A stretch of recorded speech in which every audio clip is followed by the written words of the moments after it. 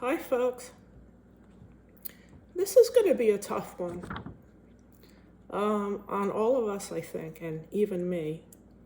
You might see me choke up and take a tiny break so that I don't waste any time crying at you. I don't want to do that, I don't think. This is called There Is No Good One in regard to parents in an abusive home. I want to start out by letting you know I'm not being rough or hurting you for any other reason than this is very important. It might help some people. And like I said, it's also personal to me. And I'm sharing something that I do fully understand. I've thought about,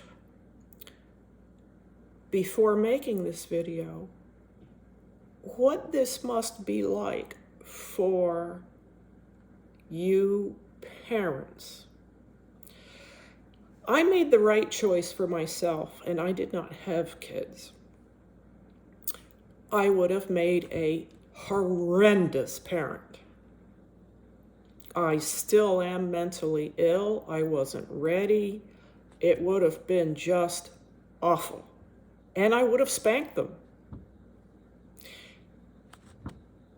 And I would be in your same position right now with adult children. I would hope that they would be seeking health and that they would be in therapy, because that's excellent. But I would have them confronting me with blame after I raised them, which I would only see as my side mostly exhausting, expensive. I thought I was done. And now they would be coming at me with more work and all this blame. Are you kidding? It must be horrible. It would be horrible. And I would not respond very well myself until very recently. I'm pretty sure that now I would know how to respond. So I do all of this with keeping you in mind. You're human beings too. You're children too. You're children too. You were, and you've got your pasts. We all know, you've got your problems that you're carrying around from your pasts. You've got all sorts of reasons and issues for whatever happened, your failure to protect. We're going to set that aside, but we understand this. It may have been financial. It may have been that you were an alcoholic. It could have come from your own past, but that has to be set aside, because we are going to start to talk about your children's point of view, the actual children's point of view.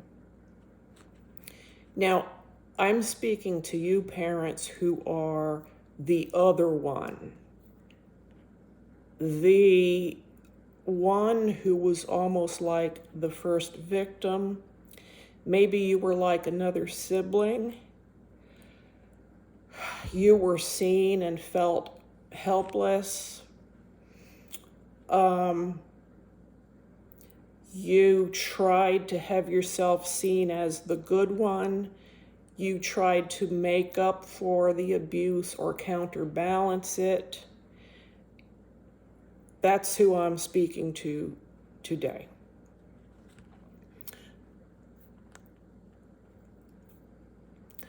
I'm going to tell you exactly what you've done.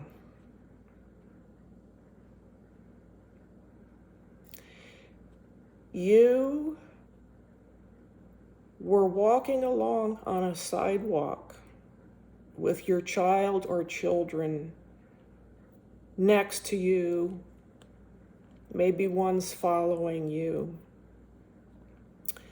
And they stepped off the curb and ran out into the street. And you saw that a bus was coming, and you watched them be mowed down by the bus and run over by the first half of the bus before it could stop. You stayed on the sidewalk.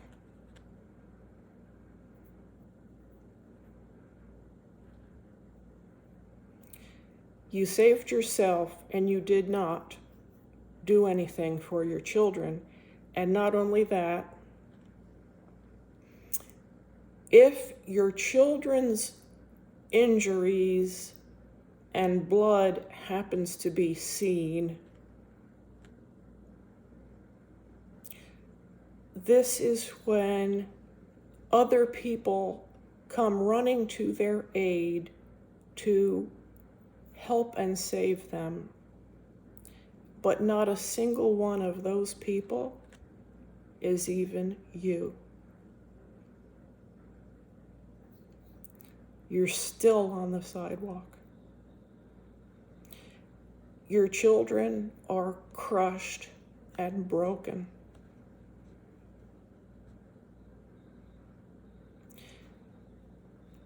I wish that you would be able to think about this analogy a lot,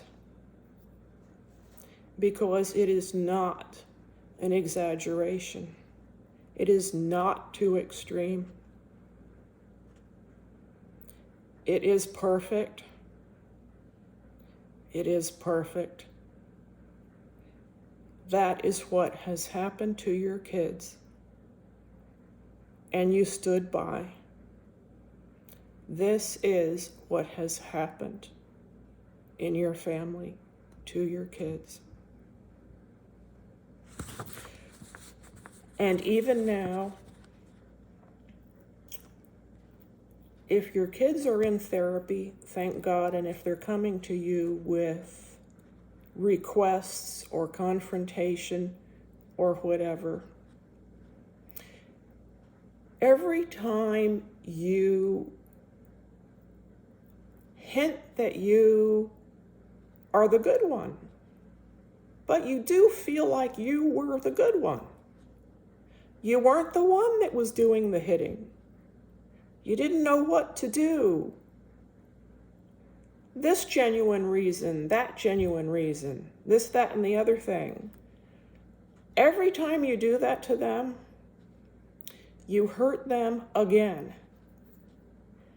You slow down and may even ruin their healing progress. My mother was the other one, the good one, the one who acted like one of the children, almost one of the victims. And a lot of what she did was kind of, it may have been subconscious, and yet it was deliberate. I was so careful in the ways I confronted her. I chose my words very carefully. I sometimes look back and doubt myself. Should I have kept trying? Should I have done it a little differently? But no, she really never took up any of it for herself or reached out to me. It was all about her. Decades were wasted. I never got what I should have gotten from my mother, which she could not heal me, but taking some responsibility and a heartfelt, caring apology would have been very healing for me. It would have been so wonderful. I would have been able to think, maybe she did love me a little bit after all. But no. She went all the way with a sarcastic attitude, very bitter, very bitter. She only got worse and worse and worse. And she died without giving my brother or myself really anything. No words, no letter, not what we needed. And it's all over now. Is this what you want? Is this all you want? It was a very shallow thing, a very superficial thing. And if you don't respond to your kids the right way, that's all you're going to have. It won't be real. What you need to do, what they need from you, is just for you to see the enormity of the agony that they feel, that was unresolved, and now they're trying to resolve it. If only we could paint it in a painting and show you. If only we could rip open our chests and you could see it, you'd be shocked. And then maybe you'd respond the way we need you to. But you can't see it, and so you'd rather doubt it. You've got to be quiet and listen to your teenager or your adult child. And I don't care if they're 50, 60 years old. Listen and see them and the pain. That's what they need from you. Don't even apologize right away, because you have no business doing it yet. They need to know that you're really interested and that you're starting to understand and get it. That's all they want. That's all my brother and I ever wanted, was for our parents to take an interest and enter into the whole process. So, in a home where any child is being abused and is suffering, even if it's just a lot of yelling and verbal, that can be just as bad. And the child does not get rescued from it, then there is no good parent in the home. There is no good one.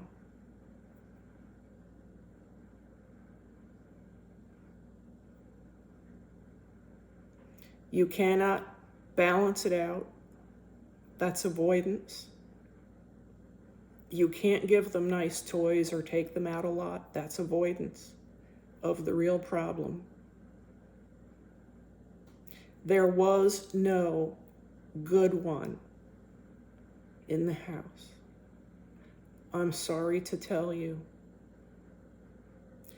Usually it's the mother, but maybe it's the other way around. You are complicit. I would have been complicit, I'm positive. Please start taking care of it. Please do the right things and get off that sidewalk.